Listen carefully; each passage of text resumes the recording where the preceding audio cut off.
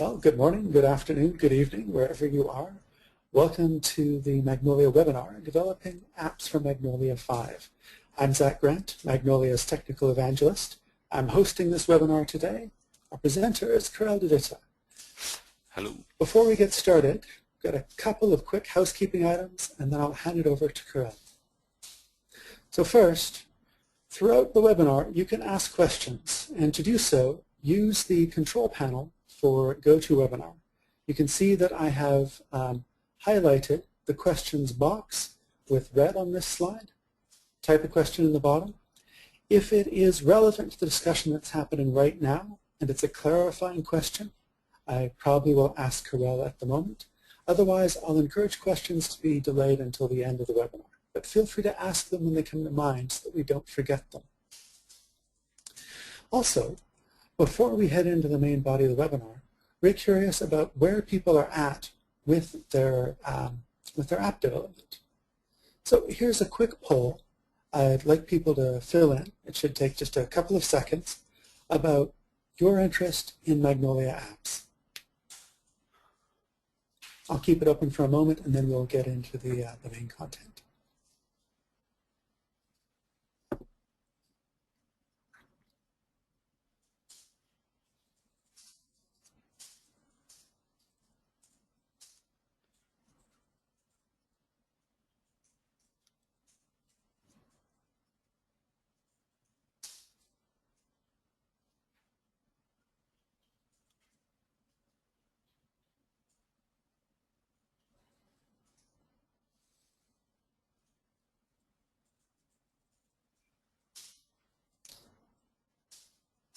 In about 10 seconds, I will pass it over to Karel.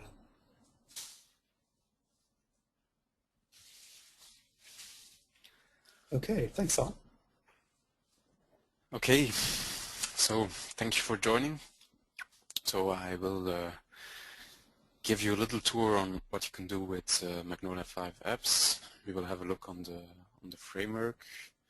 We will have a word on actions in M5 and see some entry points on common use cases that are experienced by customers and partners, the most, let's say, standard ones and basic ones. So we won't see really basic things about Magnolia 5 like the shell UI or how Magnolia works. So I assume you already know this. We will see how an app is architectured, some code snippets and entry points of what you can modify or how you can hook in your own logic to do things. So that's me. I don't know if you... What's a Magnolia 5 app? So from a developer perspective, it's a framework that lets me easily integrate existing functionality to third-party services into Magnolia CMS, adding UI, interaction, and workflows for authors.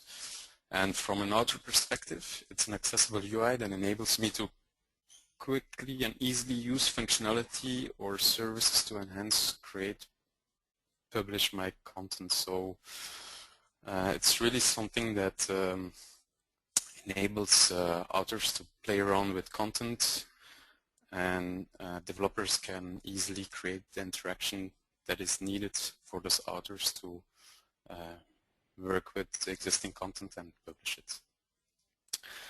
So what's an app? It mostly consists of a module, but it's not mandatory. You can have an app that is just existing in the configuration, let's say, in the repository. So it's a piece of configuration that uses the node to bean or content to bean mechanism and some code. It's as well not mandatory. You can create very simple basic content apps just by configuration.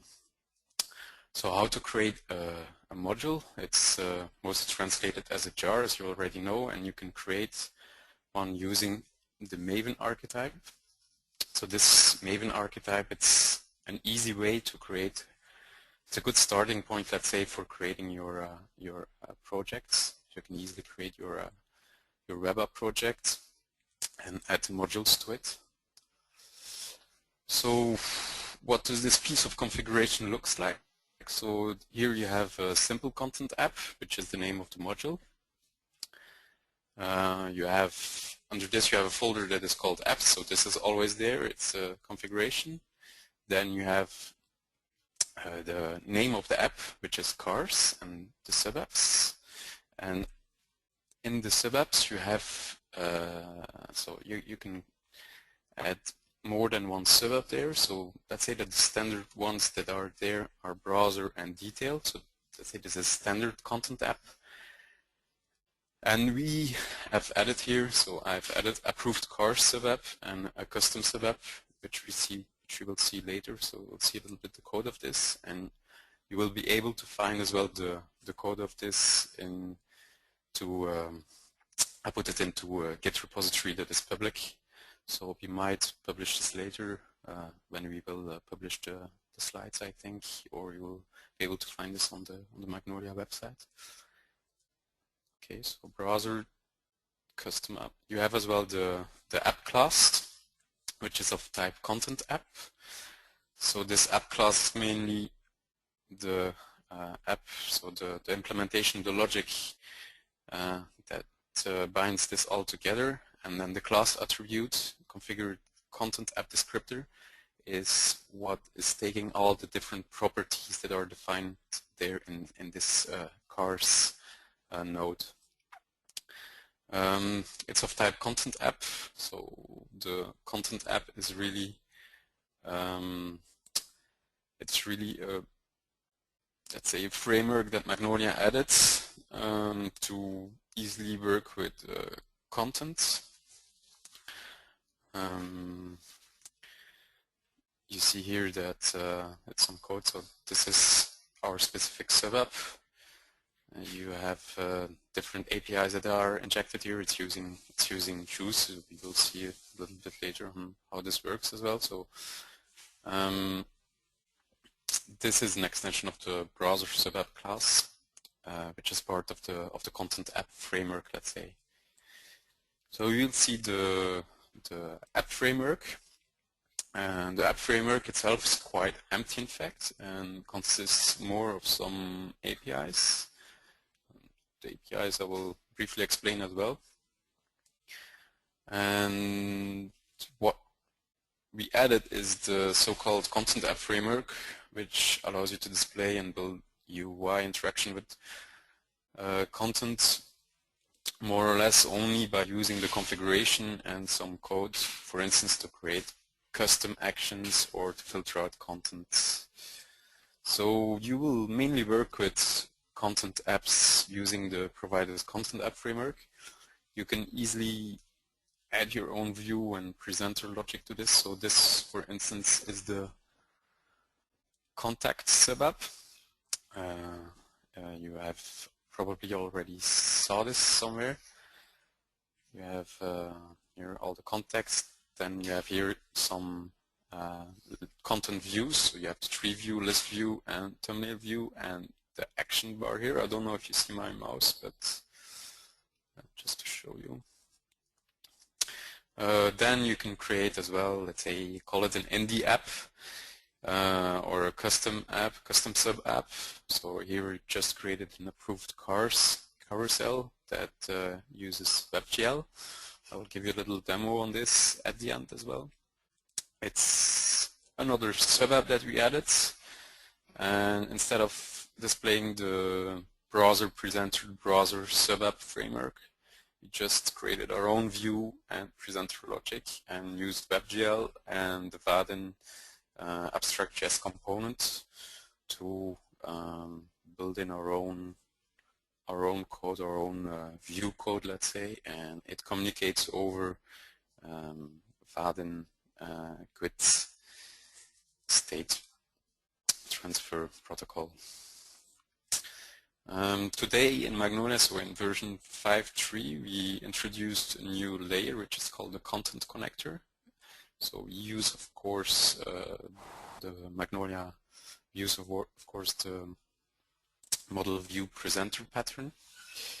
So before we just had the JCR directly let's say, implemented into the JCR container, and we could only display easily, let's say, implement logic for this easily. You had to do quite complicated stuff to connect some other data sources.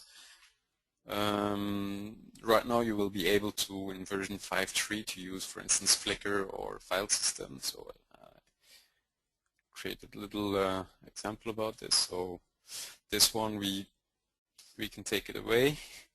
It's already used. This one is not implemented yet, but you could decide to implement it, and our colleague Sasha, who is a core developer and Vaadin expert, he used, let's say, this pattern to show the file system in its content view, and to be able to, let's say, go through the file system and show images and use those images into Magnolia. So it's quite interesting. It's not persisted in the JCR, so it only shows what is available, but then if you want to persist, if you want to implement your persistence logic, then you have to do it yourself, because we cannot know what you want to persist or not, or want to synchronize or not. So there is a video here, it's available in the slide. You can watch this to see exactly on how this is implemented.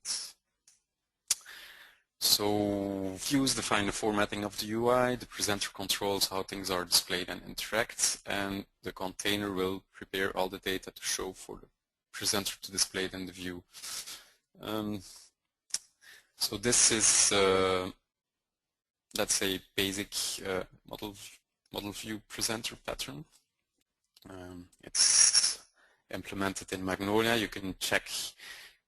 It's very good exercise to go through the content app framework, to go to the browser presenter, browser sub-app class, and workbench presenter, all this, and to see how it is built together.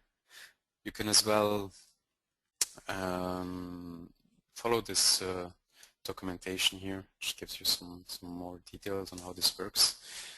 For instance, this is our browser presenter class. We said implementing the different listeners there, and it uses it's composed of the workbench presenter, and then in the browser sub-app we use the browser presenter. So it's a little bit to explain on how it is tied together. Okay, so actions. So actions are something that you will always use. They're a very important piece of the app framework, since they will allow you to create UI interaction with the content and let the user travel to different places in Magnolia. It's very easy to create actions. You just have to understand a bit on how you have to understand and maybe investigate a little bit on how it works, but it's a very reduced code to do a lot of stuff. And you need first in the configuration to declare it. So this is our browser sub-app. We have an actions section. This is always there in the content app framework. Okay, and we just list, let's say, the definition of all those actions. They all have a definition class, which will pick up the configuration of the action that we describe in the notes, all the properties. Okay, so this is where you can find the specifications. So you first declare them, then you place them where you want to have them in your content app action bar. So here we added it under the add actions folder,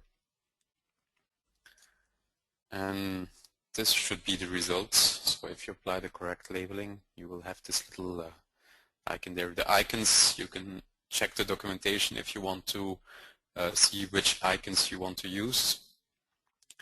There are a lot available, so you probably will find the best icon that suits your action. You can of course create them yourself. So custom action has there are a lot of actions that you already can use there. So this is why I was telling you that you can create a complete content app without writing one line of code just in the configuration. So, but if you want to implement your own, it's composed of two classes. You have the request for here in this class, which is called request for activation action definition. This is the definition class of the action. And you have another class, which is the implementation. So when this class is initialized, it will call the set implementation class. And this implementation class is only instantiated when you will click on the button of the action. So it will be executed and disposed. So here goes all the implementation logic.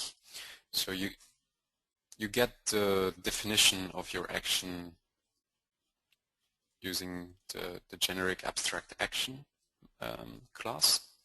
So you'll get it in your as a definition. So in this definition, you will be able to retrieve all the properties that you added in the configuration of the action, and you can inject a lot of different APIs that are available, like the sub app context and the shell.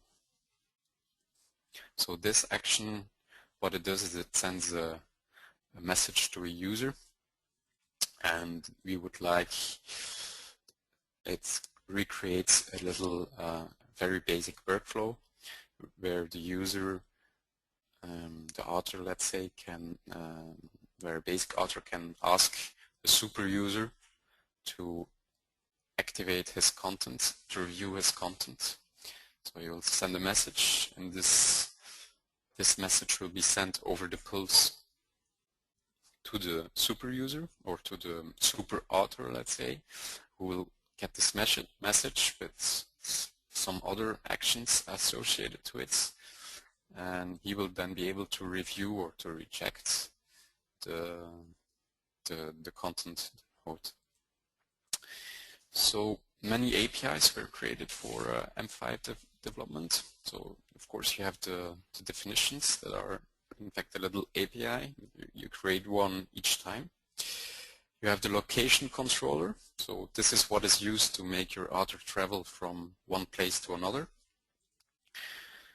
This is used in the actions to make the reviewer travel back to the node that the basic author wanted to approve, for instance. And you will find this in the code in the example I prepared. The JCR item adapter is very useful to get the node of a selected item in a browser. So when you click in the content view on an item, the UID of this item, the node identification, the node identifier of this item is sent to this instance, and you can then retrieve it into your class itself. So and know how you know which UID the person, the user clicked on. You have the messages manager, which is used to send messages to all different types of users. You can send them to groups of users as well, which might be useful. The messages manager, you can inject it as well on system context level. This means that, for instance, if you create a batch with the mgnl comment, I don't know if some of you already did this, but you want to create a batch to import some content, for instance, from another system or from the file system, and you want to send a message to some technical user each time this import is successful or unsuccessful, then you can use the messages manager, just inject it into your comment, and then send a message if everything goes well or not.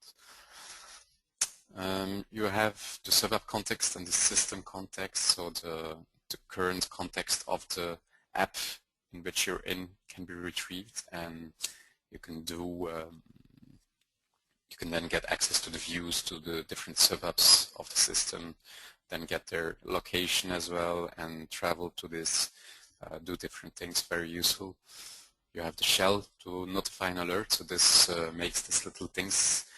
If you want to create pop-ups or little dialogues to confirm actions, then you can use the shell. It's very easy to use as well. And the event bus, it's you have different types of event buses that are already in Magnolia in the framework. So you just transmit events and register handlers.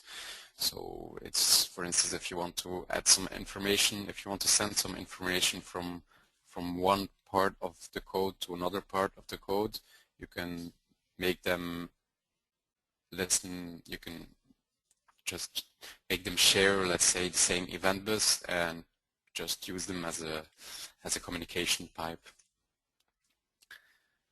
So how do we use APIs? The APIs, so as I said, we just inject them.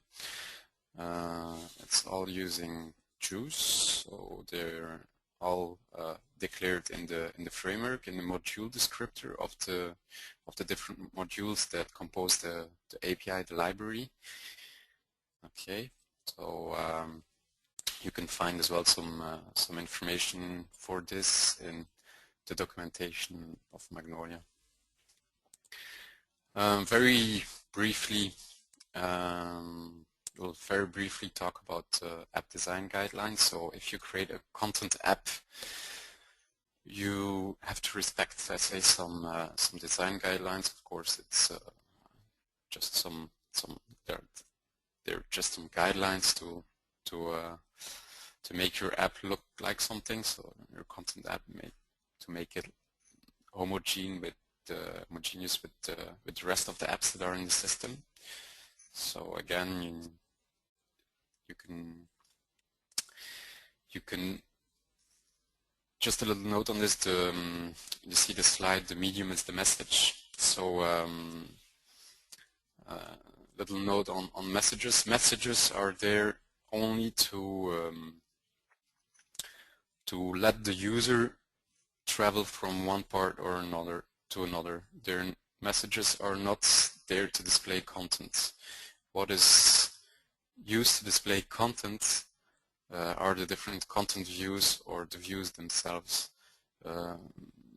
Messages and dialogues, they're just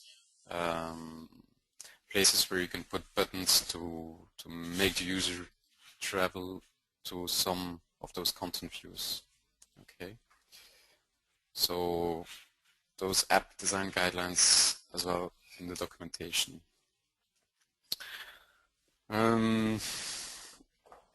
What I now will explain, and it's probably the most interesting points, the most interesting part of this webinar, are some entry points that you might find useful to start developing apps. They're very often asked by partners and customers, and I just provide you some solutions for those.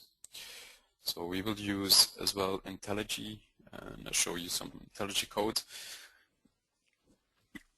So I will have to switch this system. So one thing that you might have to understand, that you might want to understand, is how to have more properties in an action.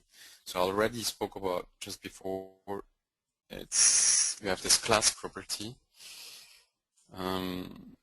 This class property which acts as a node-to-bean mechanism, so it's using the node-to-bean mechanism. So if you want to have more properties in your action or in any other node, let's say, you can just create the getters and setters into your class, into your definition class.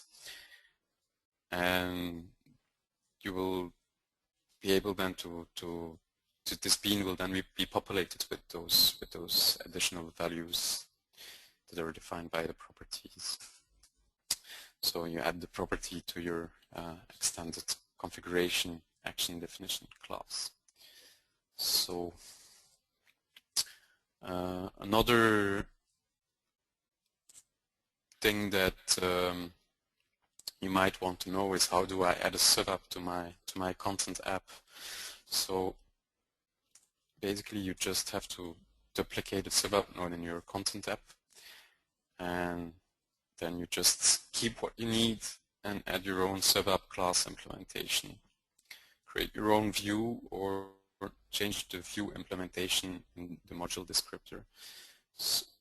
So how does this look like? So first need to see. So this is my instance. So I will briefly explain as well, briefly show you for those maybe who are not really confident with Magnolia 5, how it looks like, what everything is, the main components of the system. So here you have your shell, let's say, where you have all your where you have your app launcher layout. This is called the app launcher layout. UI admin central as well. We have all those names where you have the groups of apps that you can use. So you can create your own group of apps like this and add it here below. For instance, we created our little cars content app, which we'll see later. You have the pulse, which is what I spoke about, where you have your messages that are coming in. So you can group them with if you check the API, you will see that you're able to as well select the category in which those items should fall, those messages should fall. So this is a message view. Okay, you can completely, not completely, you can customize this message view and add the actions you want, but as I told before, it's important that this doesn't become a content view. So you just put there basic information so that the receiver of this message can understand what he has to do with it, and then redirect the user with the different actions you will add, give him the different choices. So this is the pulse, and then you have here the shortcuts that you can use as well. So if you work with Magnolia, you know that there's a lot of configuration, a lot of different parts where you have to modify things, go to, and it's sometimes a little bit difficult to always go to those different parts in the configuration. So you can use the favorites. It will store the locations. So the locations as well is something that is new and that is introduced in Magnolia. It is a URL to travel to the different parts of the application, different views, and it is what you use in the location controller to travel to different parts of the system. So I will show you what I showed you before, the configuration. So I have my apps, my cars and my sub-apps. This is what I showed you in the beginning.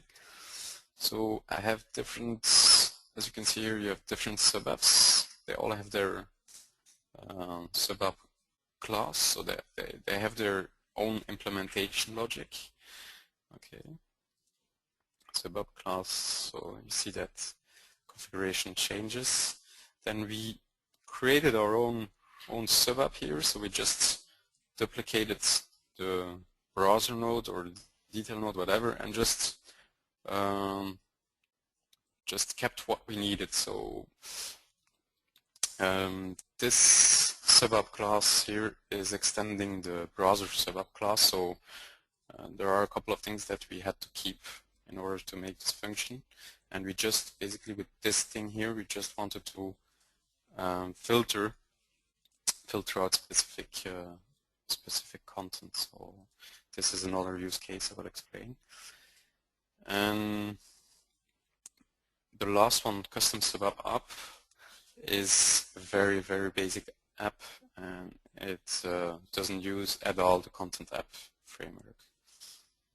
Okay, so here you have the message views that I spoke about. So we created our own message view.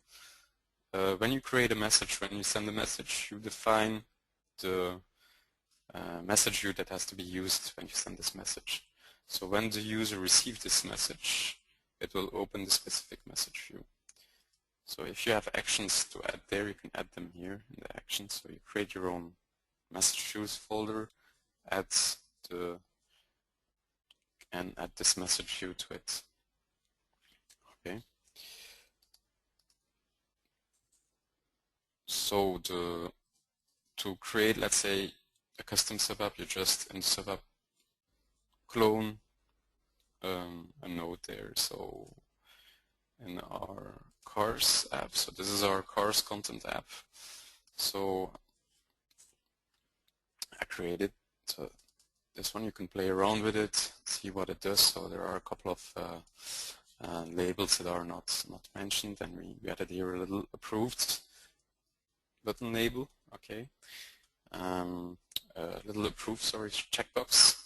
And what it does is it is in our workflow, that is given in the example.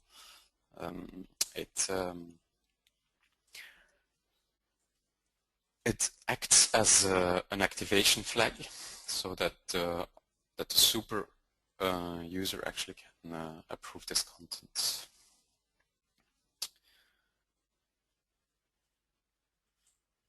So to go back, so duplicate a sub app node in your content app, keep what you need, add your own sub app class implementation, create your own view or change the view implementation in the module descriptor. To filter the content in a specific view, so very often what you want is to see only specific items in the content view. So when you're working with the JCR, you don't want to see all the time your own all the items in your workspace. You want to see different views, you want to have different content views, and just display in those different content views your specific content. So there are two options to do this here. You can either duplicate the sub app, and in this sub app you will add your own content views, or you can duplicate a content view in your browser sub app and extend the class of the view, for instance the list view, and then extend the container and modify there the where clause in this container. So this will populate the presenter with the specific the model with the specific content that is used that is then displayed by the view. So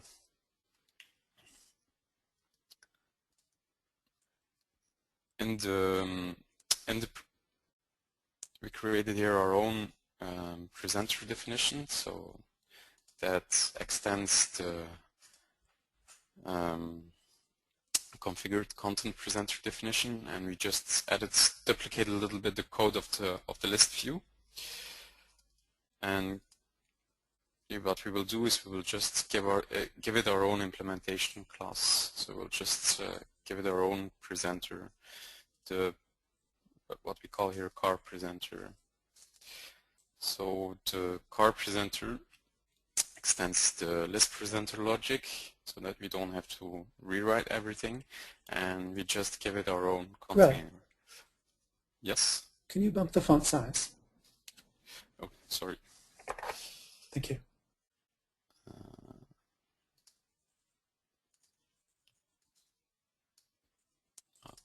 Do I like this? Preferences.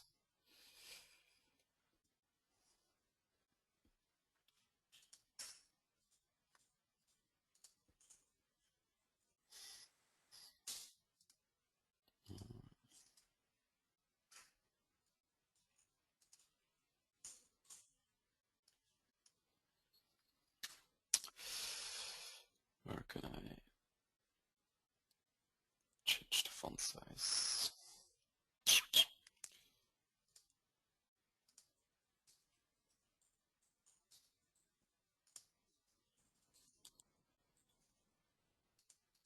See if this works.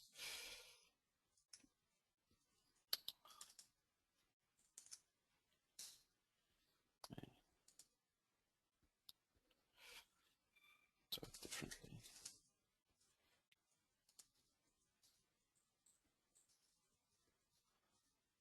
You see nothing, or it's difficult?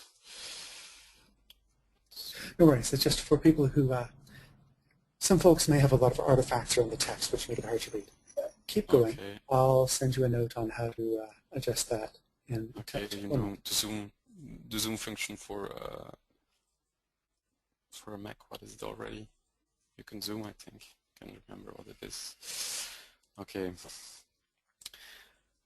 What you do is, so you will find this code on Git. So you have just this container to extend this abstract JCR container and give it your own workflows to filter out the content. So what this does is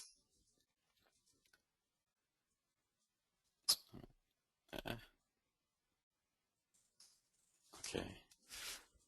So what it does is I just have my approved cars app here, where I can see all the cars that are approved in the list view. So if I would have, if I would take out, so I can decide, let's say BMW, it's approved. If I take this away, then it disappeared in my content view. So this is just a way to filter out content quite easily in your configuration. You just have to, in the configuration, you just have to in our workbench content view lists. Oh, it's not here. It's here. Just change the presenter class, and then it should work. If we go back to our presentation, so duplicate the content viewer in browser setup, extend the presenter class of the view, and extend the container. So how do I, for instance, modify my workbench? So the workbench of Magnolia is this, sorry. The workbench of Magnolia in my app is this thing here, what you see here. This is, all this is my workbench, so it includes this search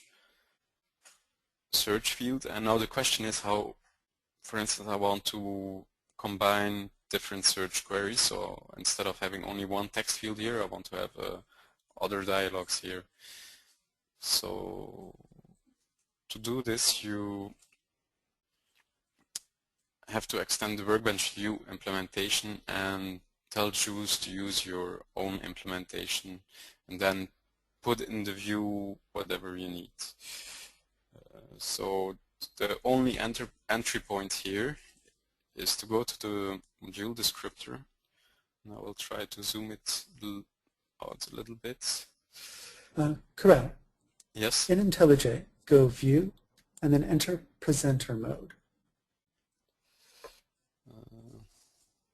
Oh, you must have an older version.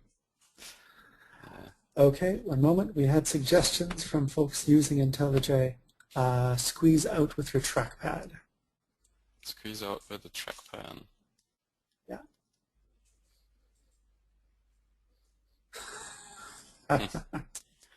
All right. Looks like we get. Yeah, no, I usually, the font size for me is usually okay, so never really looked into this. Let me see if I trackpad. I don't have a trackpad on this. Maybe here. Okay, okay. Thanks. So it should be bigger now.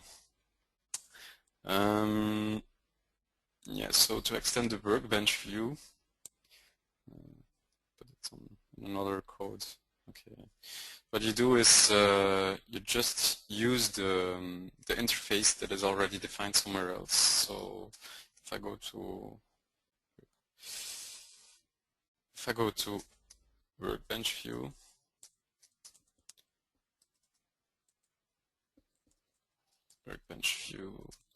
so you have this interface here, which is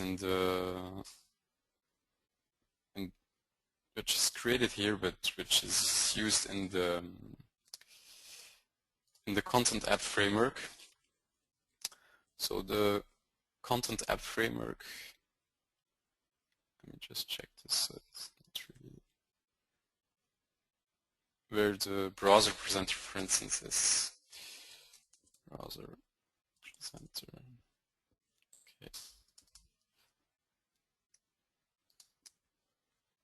Okay. So in this you have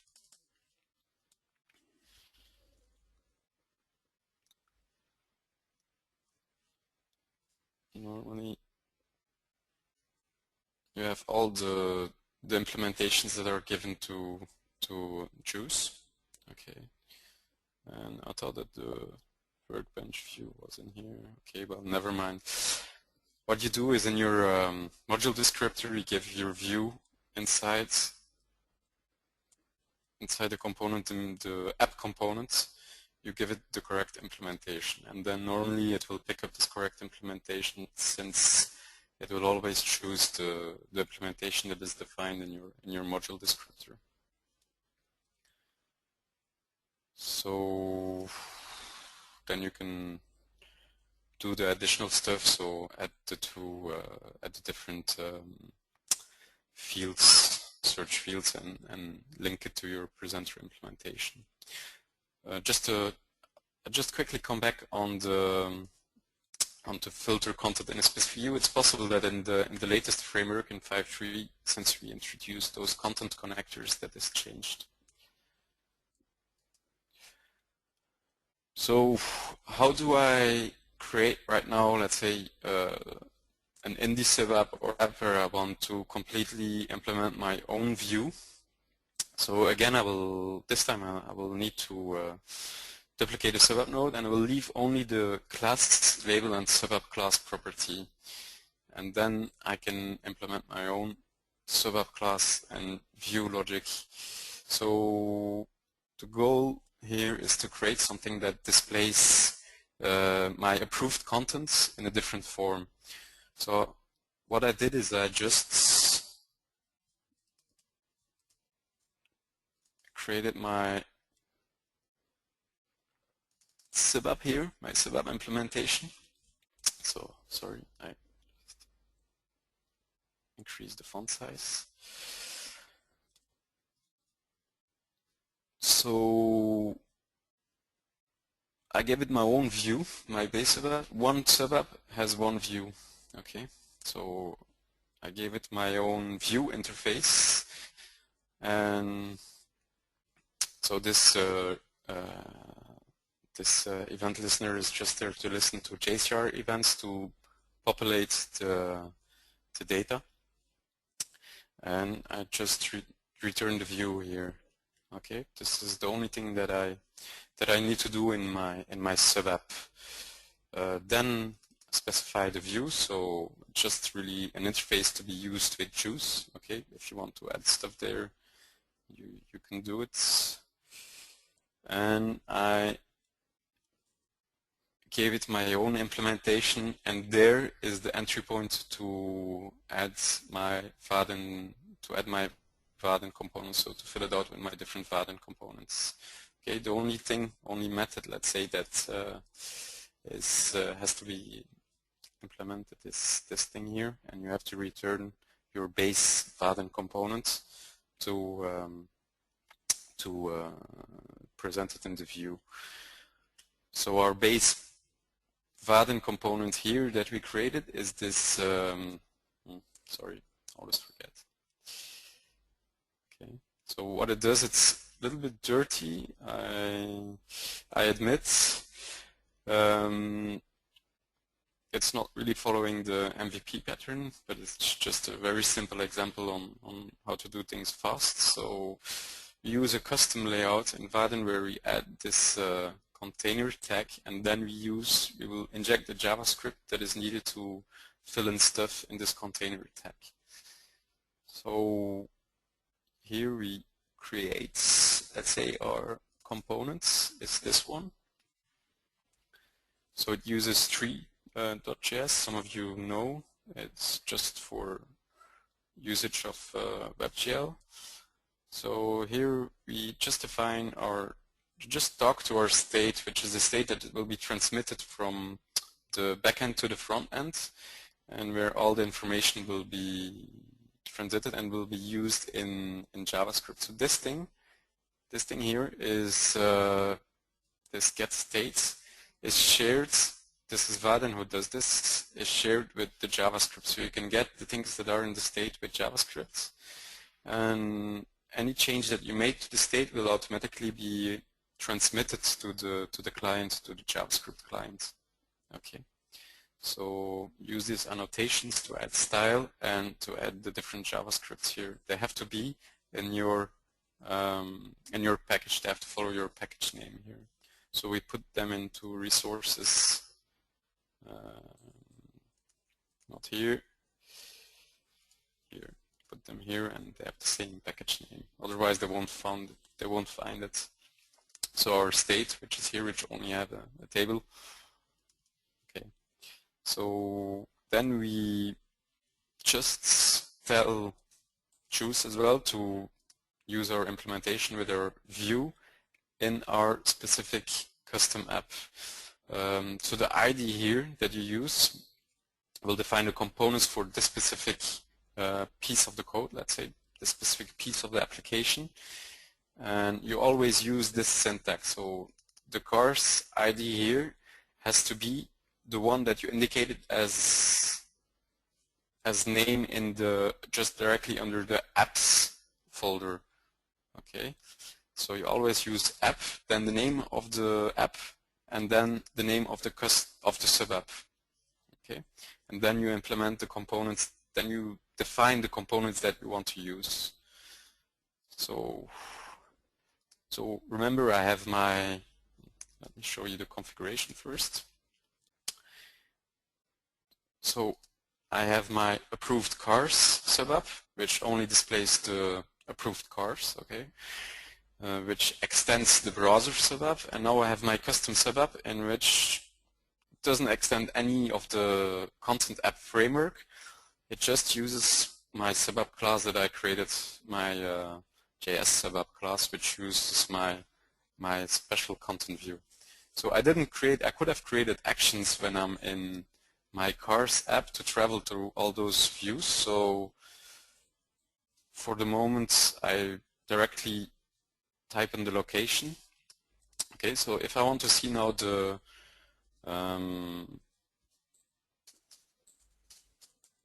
custom sub app in another view, I created this little carousel. I don't know if you see it. So this little carousel in which, with WebGL, in which I see exactly the same stuff as in my approved cars content app. So if I take stuff out of this,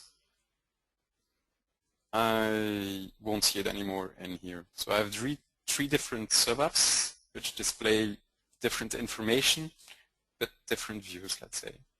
I could have as well decided to create another content view here, so where you see those three things, and give it another icon and then show this thing here. Okay, so it's really up to you on where you put everything.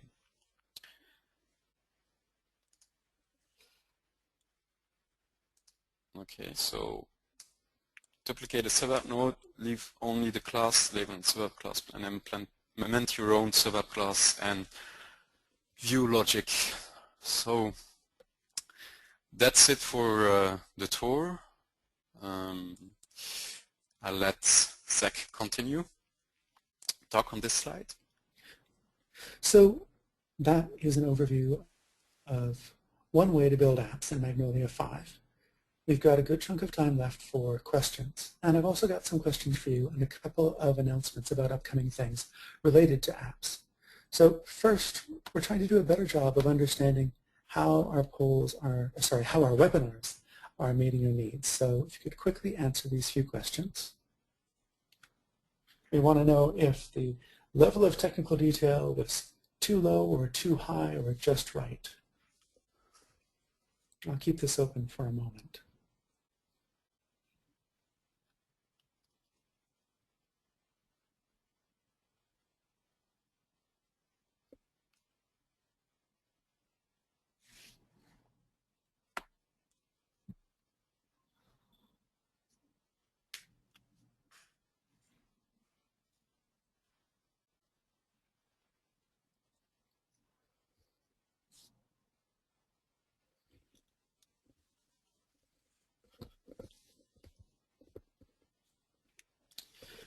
And I'll close the poll in about 10 seconds.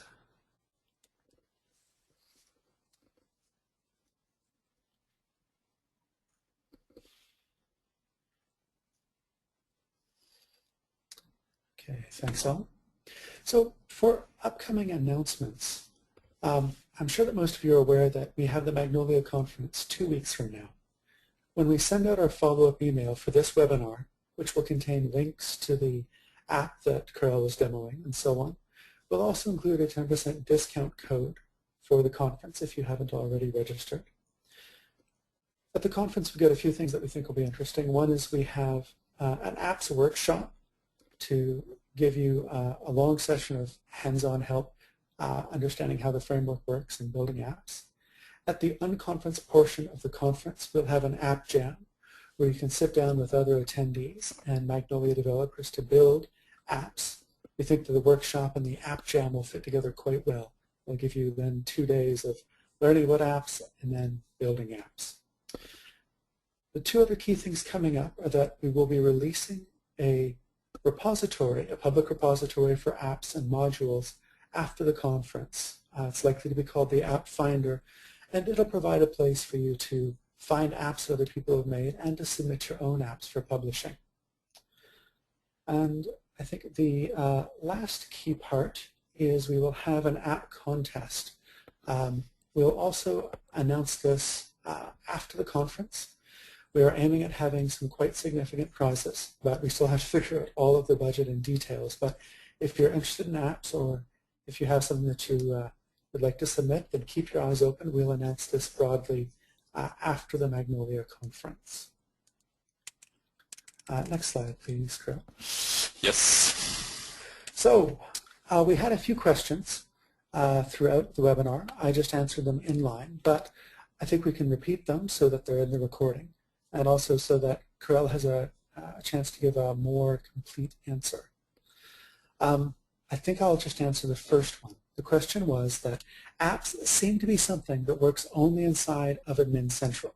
So first, Admin Central is different in Magnolia 5. It's called the Magnolia Shell, and it does more than Admin Central did in 4. The rest of the question is, what's the connection between apps and the website? Well, your apps are very much like applications on any other platform. They're simply tools to give you an interface for functionality. So an app inside of the Magnolia shell could be used to administer pages, set permissions for a user, let you browse, and then integrate third-party content. It's just a container in a lot of ways, a framework. If you want to see what apps can do, when you open up is an app. And so there you get a sense of the full range of power that's available to you. So the next question, yep, please. Maybe I can just answer as well on this question. So the relation between your app and the website, I mean, on a technical point of view, is you can, in your web, you will create components. In these components, you will create dialogues, and then in those dialogues, you will put buttons where you can pick out, you will be able to pick out content of the different apps, but you could do more, of course, with it. Okay. You want to continue, Zach?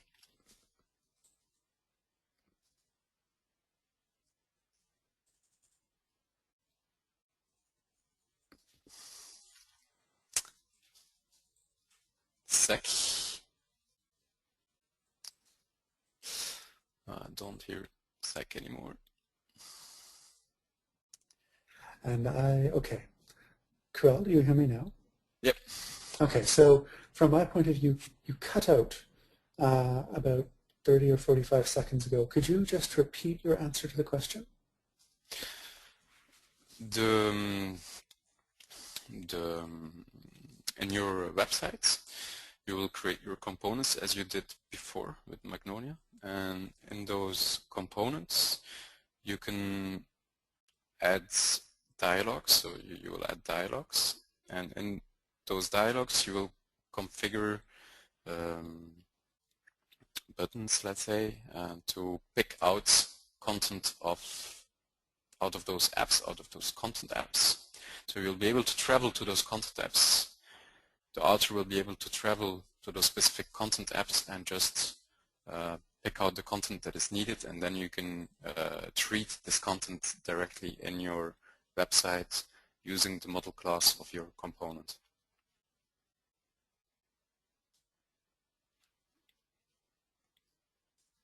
Again, some issues.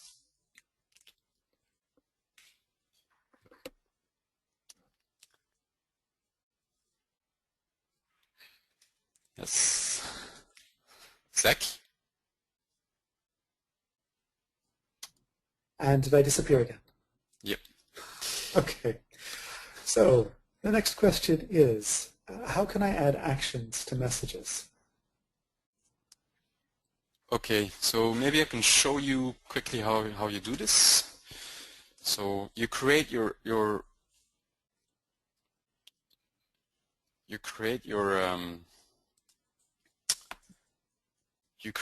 action as just as a regular. You just create a regular action, let's say. So I will show you the code for an action that is in the message view. Okay, so this is called review action. Okay, so again, it's a configured action definition, and I just inject, let's say, the message here, since this way I will get the message that is sent. Okay, and in this message, when I send this message, I will be able to add a lot of information. There is a little hash map in this message where I can put a lot of different info. So then in Magnolia, to add the action, to register the action to my message, I create my message view section here. I just have this piece of code, okay, which contains, this is my message views, it's called cars. In this message view I have the different fields, okay, that are used in the message. So sender, message, I could add some more there, but they're very limited since I only want to transmit the basic information to the user. So I first define my actions as I would do in the browser. Okay, so I have my review action here, which I showed you before. And then in the action bar of this message view, I just create my different sections and I just add my action here. So I will show you how it works. So I have my cars here in which I created my specific action and my request approval action.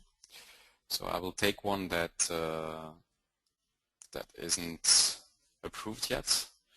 So if I approve, you see that your request for activation has been sent. So apparently this one wasn't approved. If I do it another time, okay. It's if I send a request for approval. So the user will get this message view, and it's the message view that I defined in my cars app. So you see the review button here. It's the one that I defined before in the configuration. So when I click on this one, normally I should travel back to the nodes which I selected.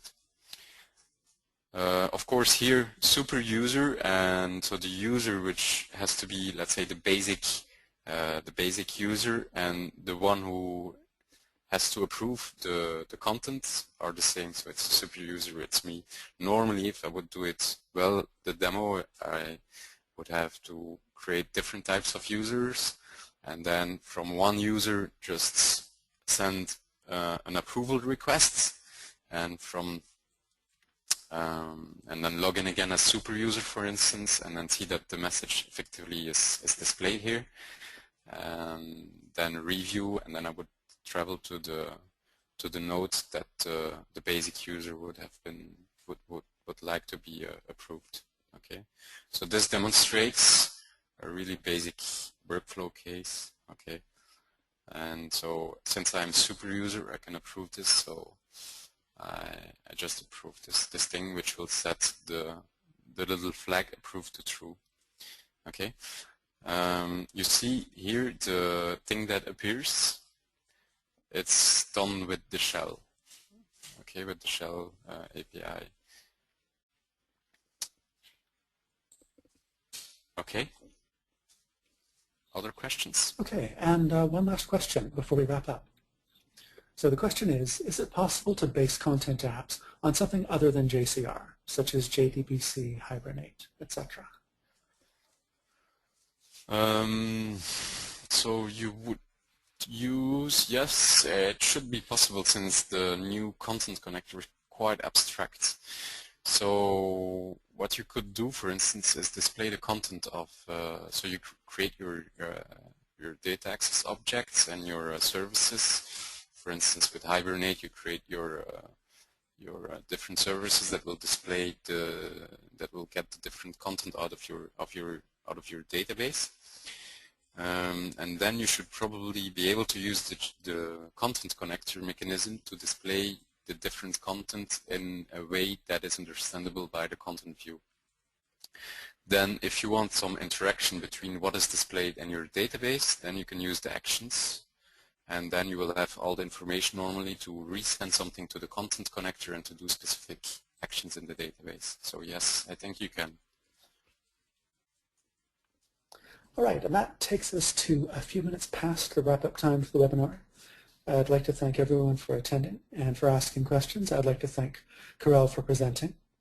We will send out a follow-up mail tomorrow with more information on the code that Karel was using and other information to support this webinar. If you've got further questions, drop us a line. There'll be contact information in the email. Thanks again, everyone. Have a great day. Thank you very much, all, and I hope it was okay. Thank you very much.